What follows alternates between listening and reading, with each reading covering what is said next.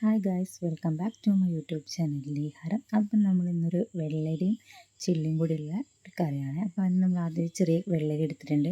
തോലൊക്കെ കളഞ്ഞ് നമ്മളെല്ലാം വൃത്തിയാക്കി കഴുകി എടുത്താണ്, ചെറിയ കഷ്ണമാക്കി മുറിച്ച് വെച്ചാൽ. ഇങ്ങനെ ചട്ടി എടുത്ത് നമ്മൾ അതിലേക്ക് കുറച്ച് വെള്ളം ഒഴിച്ച് നമ്മൾ കഴുകി വൃത്തിയാക്കി വെച്ചിട്ടുള്ള വെള്ളരി കഷ്ണങ്ങൾ അതിലേക്ക് ചേർത്ത് കൊടുക്കാം. നമ്മളതിൻ്റെ പൂവൊക്കെ കളഞ്ഞ് വൃത്തിയാക്കി എടുത്താണ് കേട്ടോ. ഇനി നമുക്ക് അതിലേക്ക് ഒരു ടീസ്പൂൺ മഞ്ഞൾപ്പൊടി, അതുപോലെ കുറച്ച് മുളക് പൊടി. നമുക്ക് വേണമെങ്കിൽ മുളക് ഇടാം കേട്ടോ. ഞങ്ങൾ ഇവിടെ മുളക് ഇടലില്ല, പകരം മുളക് പൊടിയാണ്.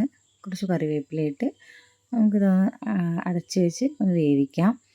ഇനി നമുക്ക് അതിലേക്കുള്ള അരപ്പ് തയ്യാറാക്കാം. അതിനായിട്ട് ഇവിടെ അരമുറി തേങ്ങ ചിരകിയിട്ടുണ്ട്. അതിലേക്ക് കുറച്ച് മഞ്ഞൾപ്പൊടി, കുറച്ച് ചെറിയ ജീരകം, അതുപോലെ കുറച്ച് വെള്ളം ഒഴിച്ച് നല്ല പേസ്റ്റ് രൂപത്തിൽ നമ്മളിത് അരച്ചെടുത്തിട്ടുണ്ട്. നമ്മുടെ വെള്ളരി കഷ്ണങ്ങൾ വെന്തോ നോക്കാം കേട്ടോ. അപ്പോൾ വെള്ളരി കഷ്ണങ്ങൾ നല്ല രീതിക്ക് വെന്ത് വരണം. അപ്പോൾ നമ്മളൊരു ചെറിയൊരു പുളി പിഴിഞ്ഞ് അതിലേക്ക് ചേർക്കുകയാണ്. കുറച്ചൊരു നെല്ലിക്ക വലുപ്പത്തിലുള്ള പുളി എടുത്തിട്ട് വെള്ളത്തിലിട്ട് വെച്ചിട്ടുണ്ടായിരുന്നു, അങ്ങനെ ഒഴിച്ചു.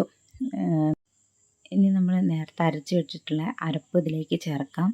അങ്ങനെ നമ്മൾ അരപ്പൊന്ന് തിളച്ച് വരുമ്പോൾ, ചെറിയ രീതിക്ക് തിള വരുമ്പോൾ നമ്മൾ അതിലേക്ക് കുറച്ച് ഉപ്പ് കൂടി ആഡ് ചെയ്യാണ്. ഇനി നമ്മൾക്ക് ഇതിലേക്ക് വേണ്ട ചെള്ളിയാണ്. ഞങ്ങൾ നേരത്തെ ചെള്ളി വറുത്ത് വെച്ചിട്ടുണ്ടായിരുന്നു. കാരണം ഇവിടെ ഇടയ്ക്കിടയ്ക്ക് ചെള്ളി ചമ്മന്തി ഉണ്ടാക്കുന്ന കാരണത്തിന് ഞങ്ങൾ നേരത്തെ അത് വറുത്ത് വയ്ക്കാറാണ്. അപ്പോൾ നമ്മുടെ കറി ഇറക്കി വെച്ചതിന് ശേഷം അപ്പോൾ തന്നെ നമ്മൾ ഈ ചെള്ളി അതിലേക്ക് ഇടുക. എന്നിട്ട് നല്ലൊന്ന് മിക്സ് ചെയ്താൽ നമ്മളുടെ വെള്ളരിയും ചില്ലിയും കറി റെഡി കേട്ടോ. ഇനിയെല്ലാം നമുക്ക് താളിച്ച് ചേർക്കാം.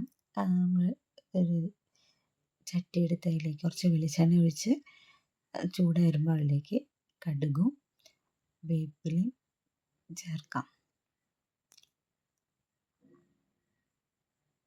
ഇനി നമ്മളെ കറിയിലേക്ക് ഇത് ഒഴിക്കാം. നമ്മുടെ കറി റെഡി ആയിട്ടുണ്ട്. അപ്പോൾ എല്ലാവരും ഒന്ന് ട്രൈ ചെയ്ത് വെക്കണം. ബൈ.